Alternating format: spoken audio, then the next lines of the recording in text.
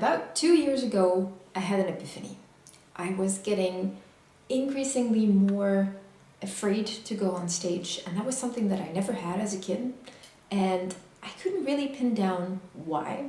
So I made it my life's mission to figure out what was going on, and during my time in the US, where I really pushed myself to perform a lot almost every week at the studio class, I realized that it wasn't just having something to do with practice or with the time that it takes to learn a piece, which all of course contribute, but it actually had even more to do with the way I was approaching my practice, like the exact thoughts that I had in my mind. So I figured, why not talk about how your thoughts influence your practice and how you can actually turn it into something that serves you rather than just increases your anxiety. If that sounds good to you? Then I happily welcome you to this new vlog.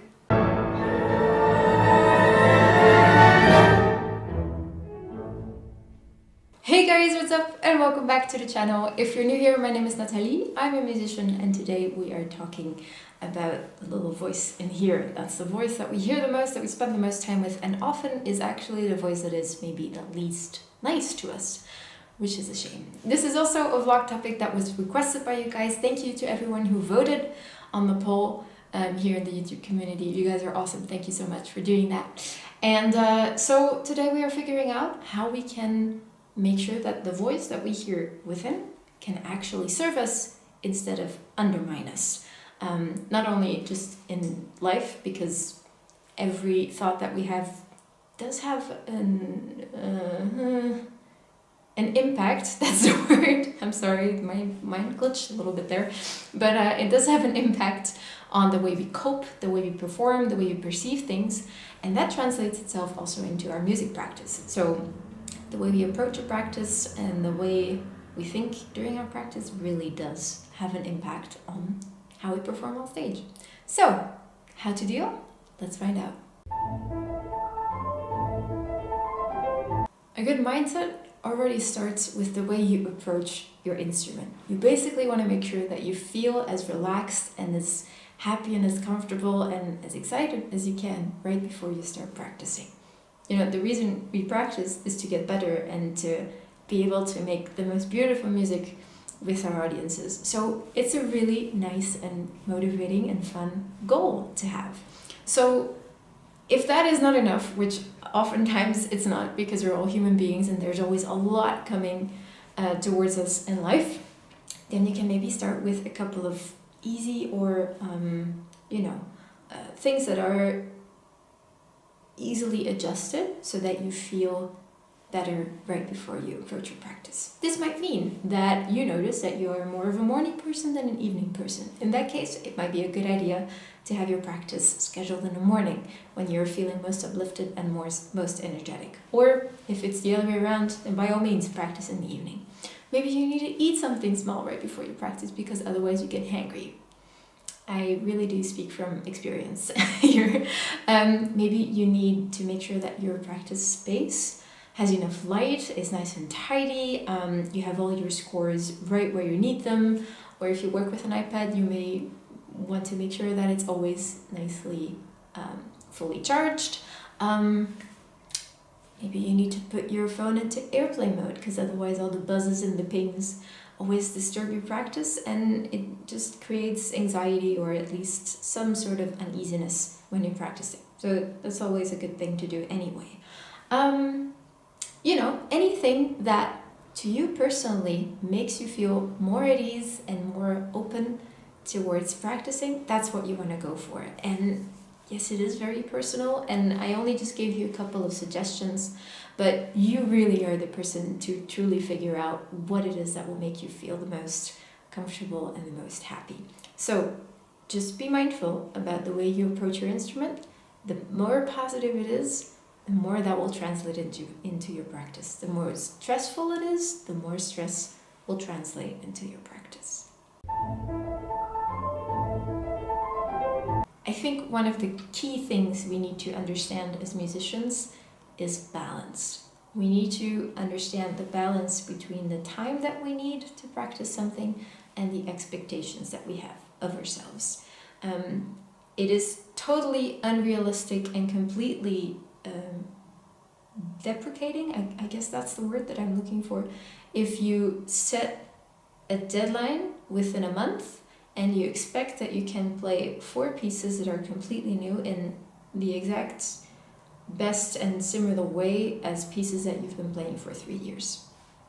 It's not possible. That's the whole reason why you practice. And there's really truth to the fact that a piece always benefits from ripening, so that you get through the notes and you work on musicality, and you maybe perform it a couple of times already, and then you let it rest for a couple of months, and then you pick it back up, and it will have grown in that time, just subconsciously.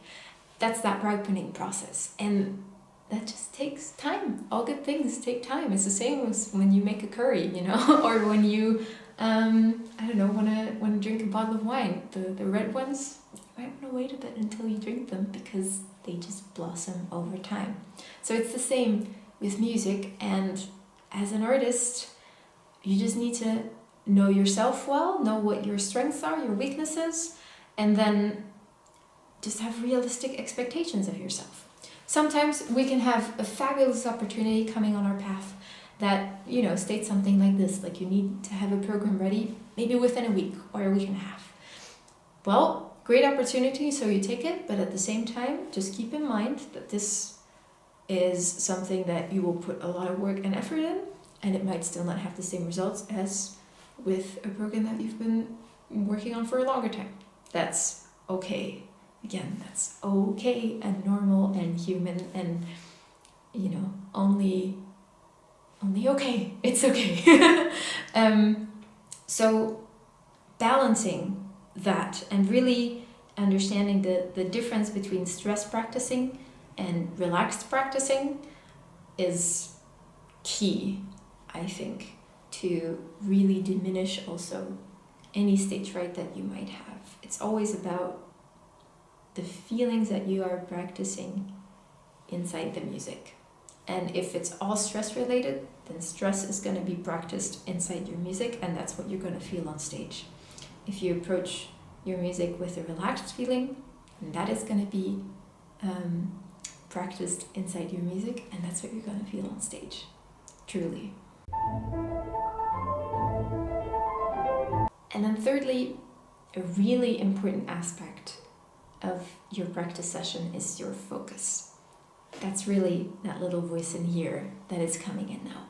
The way you talk to yourself during your practice undermines everything or lifts everything up. It's really one or the other. And, showing compassion towards yourself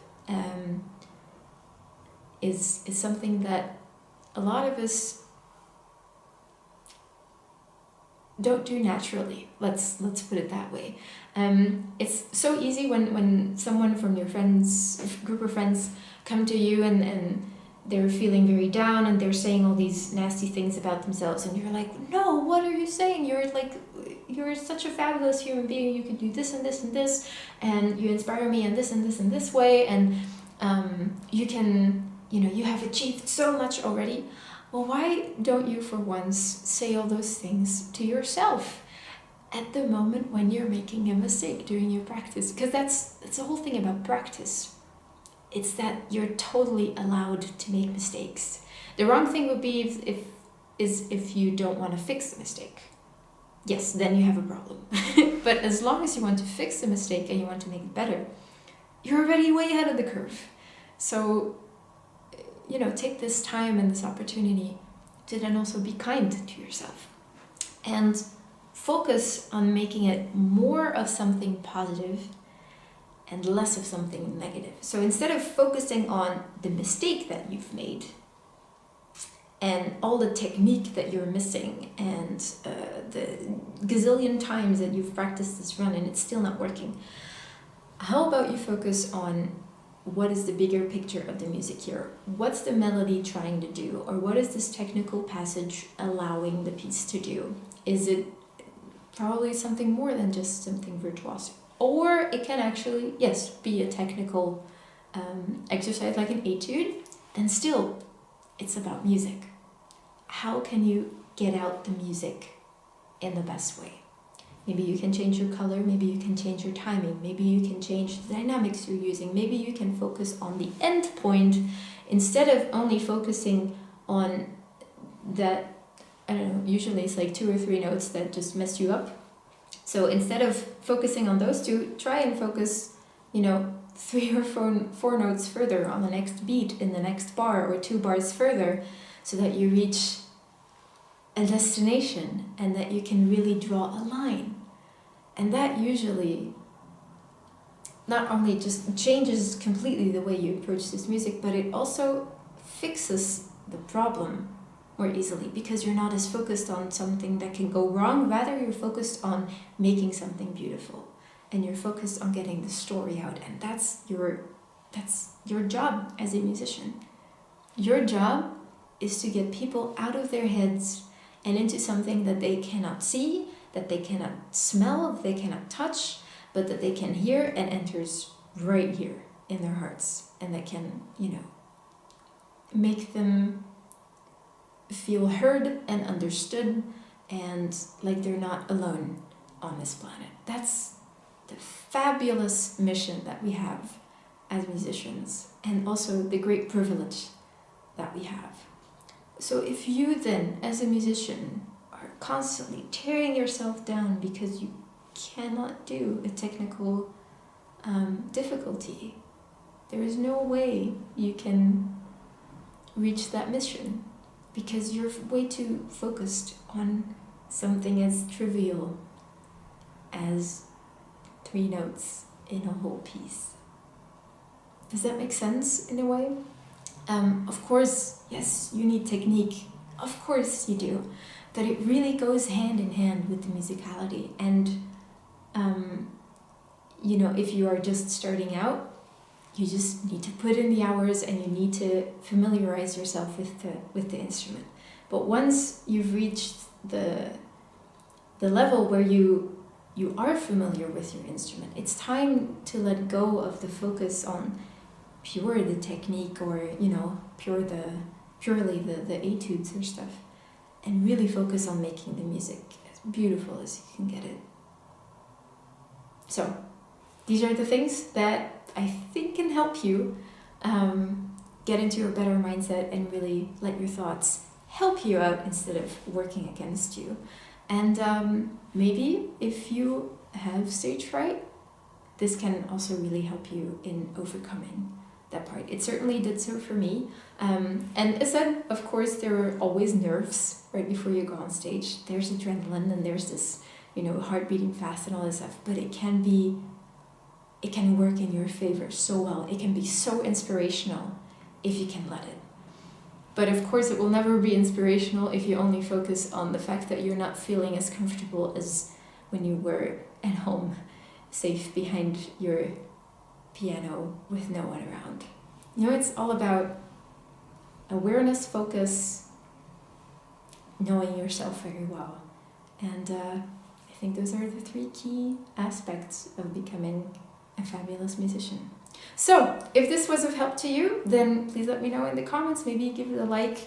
Maybe you want to subscribe to the channel. That would be absolutely awesome if you do so. Thank you so much. If you think that this might be helpful to a friend of yours, feel free to share it. As said, I always make these vlogs in order to help you guys out and also make myself better as a human being and as a musician. So that's the whole reason why I'm here. Anything else I need to say? If you're interested in music lessons, I do have a music studio, and you're very welcome to just shoot me an email, go to my website, and you can find everything you need there, and you can just inquire, and I will happily get back to you. If you think that the content that I have on this channel is pretty dope, then maybe you want to become a patron, and if so, I will also link my Patreon. Here below. You will get access to exclusive content. You will get ad-free access. I really do hope that works. Maybe I'm doing something wrong, but it should work. If not, then also just let me know, because I'm really doing my very best. That YouTube is not adding any advertisements on videos, and I'm making this outro way too long, so I will just wrap it up. Thanks again so much for watching. You are greatly appreciated. I hope to see you again next week, and have a lovely weekend. Bye bye.